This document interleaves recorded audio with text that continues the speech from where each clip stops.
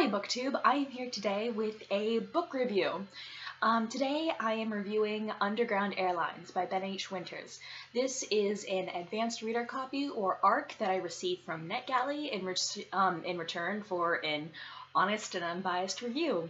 And I am really excited to do this review because this book was absolutely amazing. I was incredibly impressed with what I read. So I chose this book because Steve from Steve Donahue, who over here on BookTube, recommended it because he said that it is his favorite book so far of 2016. And yeah, so without further ado, I'll get started. So Underground Airlines is a book that takes place in an alternate modern world in which everything is the same except for that the Civil War never happened and that in 4 states slavery is still legal in the United States. These states are called the Hard 4, and everywhere else slavery is illegal. And it's all about this dystopian society that has all of modern technology and modern social issues in which, in modern day America, slavery still exists. The main character is named Victor. That's not his real name, but that's what he's called for the majority of the duration of this novel. And he he was born into slavery and then managed to escape, but then once he was caught, was forced to begin working as a slave runaway catcher for law enforcement. So as a black man, his entire job is to go to foreign cities and to track down these runaway slaves and to find them and catch them and bring so that they can be brought back to the plantations and to the factories and to the slaughterhouses where they're working. And it's an incredibly interesting vantage point to have because Winters refuses to allow us to pick easy sides in this. Because here we have a man who is forced to betray his own people and his race, but at the same time, though, he is clearly just as much a victim in this entire process as everyone else. But it's a wonderful vantage point to have because it refuses to give us easy answers as to who is right and who is wrong. This in addition to being a historical dystopia, this novel is also a bit of a thriller. It's fast-paced, and it's following Victor as he's searching for a runaway slave. It's very fast-paced, and all along the way, we see all these different clues as to what the world is like in this society. It was incredible. Let me see. I wrote down some notes. Now, Winters really gets how to do dystopia correctly because the great thing about his society is that even though it exists in a parallel world, it is so remarkably similar to our own, and it allows us to therefore make analysis and conclusions about our own society from that one. He brilliantly reflects current labor injustices in our own modern world, which, while not maybe technically slavery, are still incredibly inhumane. Things like human trafficking, things like sweatshop violations, slaughterhouse workers, and it's a brilliant social commentary. It's also wonderful. It also is a brilliant commentary on race relations in the modern world. Let me see. One of the things that he addresses, and the reason why the book is called Underground Airlines, is because similar to the Underground Railroad during the Civil War and around that time period, the Underground Airlines are the abolitionist organization that helps free slaves out of the Hard 4 and put them in modern lives or let them escape to Canada.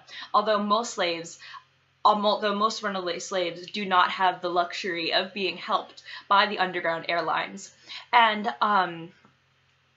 And part of what makes this so complex is that obviously all the slaves are black in the southern states, and at some point the main character, he goes to the Hard Four. He returns back to the Hard Four for the first time since he's been run away, and it is just a fascinating glimpse into.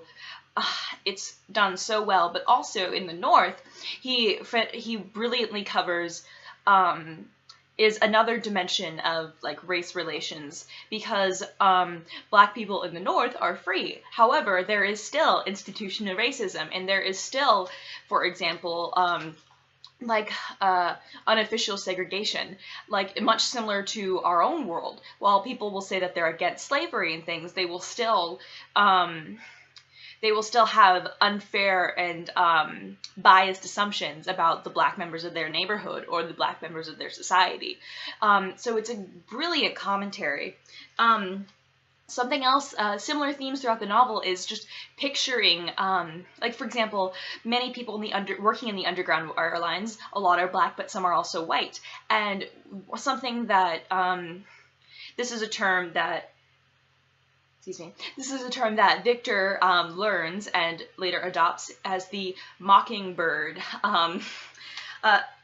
the mockingbird complex. This derived from, To Kill a Mockingbird by Harper Lee.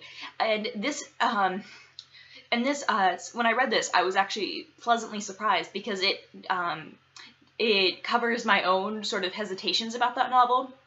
For example, in To Kill a Mockingbird, and if you haven't read it, there are no spoilers in here, Atticus Finch is the hero of the story. And yes, he is a hero because he is defending an innocent black man against a mob of angry racist white people, but the story isn't about the black man. The story is about how good the white man is, and it kind of is this like white savior thing, so, or like white savior complex, excuse me.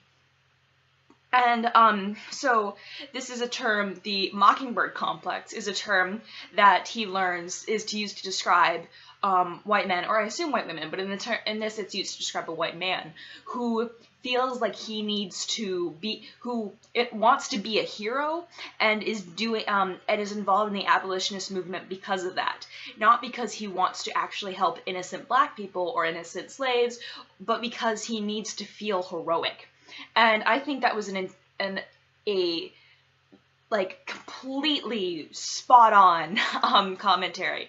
And so the book is filled with lots of little references like this. And so when you're reading about this parallel society and you're reading this thriller, you can't help but draw obvious conclusions about our own society. For example, the slaves in the Hard Four. Where do they work? Not only do they work on plantations and on agricultural acres, but they also work in slaughterhouses, they work in factories, they work in sweatshops. And do you think, who are those people in our own society who work on those? Because, odds are, if you're watching this video, you don't. And so, let me see. And this is another really powerful theme in this novel, and it's the power of consumerism, and it is, wholeheartedly addressed. And it's this idea that even though people in the North and in our own society, people in America and in other Western or really, or wealthy countries, even though we can proclaim that we're against slavery or we're against, human trafficking or we're against labor injustices or child labor, while we can claim that, at the same time, our actions speak louder than our words. We can proclaim that we're against that, but is our money where our mouth is? And I want to read this wonderful quote.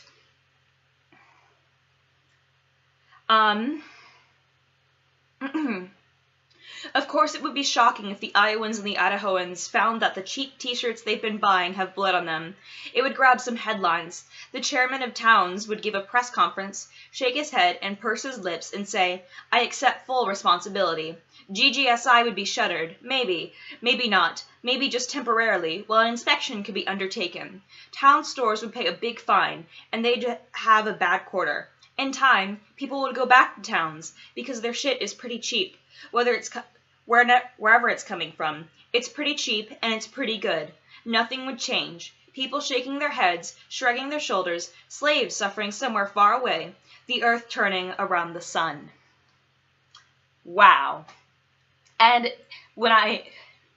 obviously Towns is the mass market store there, but you know, what's the obvious parallel in our own world? Walmart. You know, all the other major like textile and agricultural chains that exploit labor, not only in our own country, but also in a lot of times Southeast Asian countries. Like we all, like in Bangladesh, this was, I think, it was like 3.5 years ago, we all were horrified when that factory collapsed and thousands of people were killed. But Walmart is still here. You know, we all act horrified and we all say that we're against it, but we never actually make any concrete enough steps to do it because we all just like cheap things. And so it's completely spot on. And something that I really appreciated as well is that another place where slaves work is the slaughterhouses. And that was something, a few weeks ago I reviewed Every 12 Seconds, Industrial Slaughter and the Politics of Sight. If you would like, you may go watch that review. I would love it if you did. And the author goes undercover. He is a professor of political science, and he goes undercover to see what it is like working inside a slaughterhouse, and he uncovers tons of injustices, not only against the animals, but against the laborers. And a point that he makes in that book is that as a society, privilege is all about passing off like uncomfortable moral decisions. Like, oh, we feel good because we don't kill the animals, even if we eat them. But we are just giving off that moral burden onto someone less privileged, like a Mexican illegal immigrant who has to work there. And so it's just gradually pushing the decisions lower and lower down the privilege chain. And that's something that this book, again, addresses. Who's doing all the dirty work in our society? Slaves. And so at the same time, while these slaves are legally enslaved in America, the slaves that modern America is using is enslaved in other countries, but they're enslaved by our corporations. And it's just a wonderful book. It is a great commentary on race relations. It's a great commentary on consumerism. It's a great commentary on politics. And that's something too, where if the Civil War hadn't happened, in this book, each state individually had to come to the conclusion to personally abolish slavery themselves. And as you can know, and some states never came to that conclusion, which is why you have the Hard 4.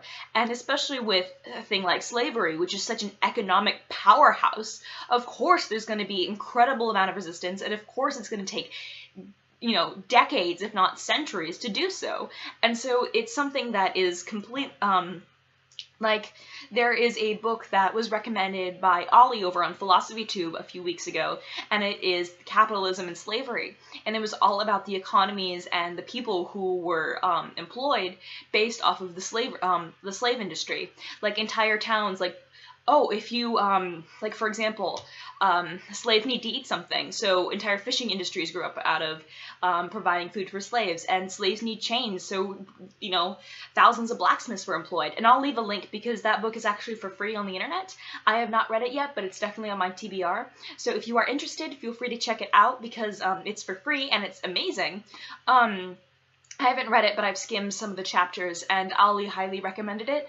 And it's something that, so obviously there has to be in order to abolish these things, there has to be a level of moral indignation that's so high that people are willing to surpass their own personal economic interests. And I think it's entirely realistic that 4 states would never have gotten that far, especially considering that in America we haven't really gotten that far. Look at how powerful Walmart is. And it's, it was such a wonderful book. I did give it 5 out of 5 stars on Goodreads. The only, however, the only part where I kind of I was completely on board the entire time, but then in the last, I would say 50 pages of the novel, there is a sort of big reveal, and I felt that like it was kind of anticlimactic and not within the major theme of the novel. So I would, if I could, give it like 4.5 or 4.75 stars, but overall I was heavily impressed. I do really recommend that you check out Underground Airlines. It's absolutely a phenomenal piece of work, and and it's something that is, I would say, a necessary read, so that we can see the parallels of race relations and of consumerism in our own lives, and it will make you uncomfortable, and it should. But I think that's what a dystopia really should do. It takes something that is wrong with our current society, and by looking at another society, we can understand it so much better. So, I really enjoyed this one, and it is now out in bookstores since it is past its publish date. So I will so if you would like, check out Underground Airlines and also Capitalism and Slavery. I'll leave the link in the description box down below. All right, everyone, thank you for watching. I'll see you all next time. Doei!